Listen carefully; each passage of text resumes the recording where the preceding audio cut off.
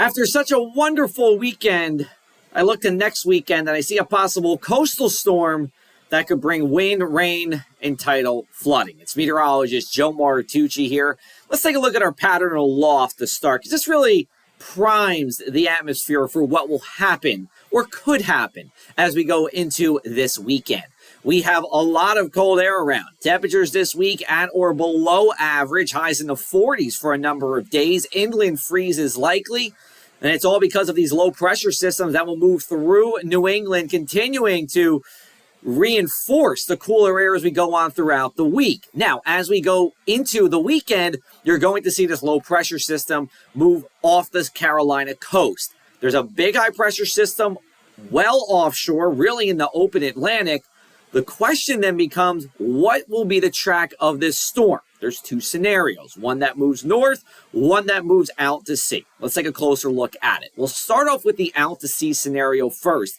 In this situation, we have another high pressure system that is in Ontario, Canada, as well as upstate New York. And with all that dry air, the low pressure system will start to move north, but as soon as it bumps into that high, this storm moves out to sea. Now, in this scenario, we're still talking about rain for a good part of New Jersey, especially South Jersey on Saturday, but it's not all that windy and there's not all that much coastal flooding as the storm really doesn't get enough time to get going. It just moves to the east. So again, some coastal flooding, some wind, a little bit of rain, but not a big deal.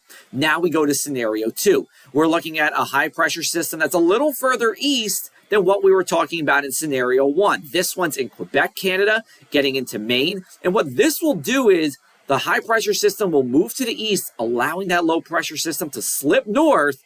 And as it does so, we get the full gauntlet of rain, wind, and coastal flooding as we go into Saturday and perhaps Sunday as well. This would bring heavy rain. Think 1 to 3 inches of rain, heaviest east of the Garden State Parkway, where we've already seen plenty of rain over the past couple of months.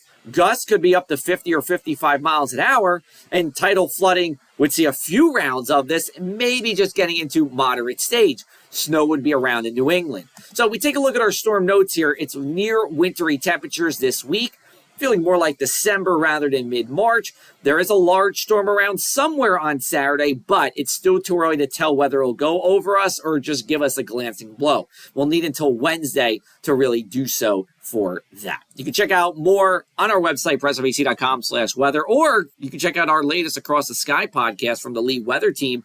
We drop a new episode today about the 10 things you need to know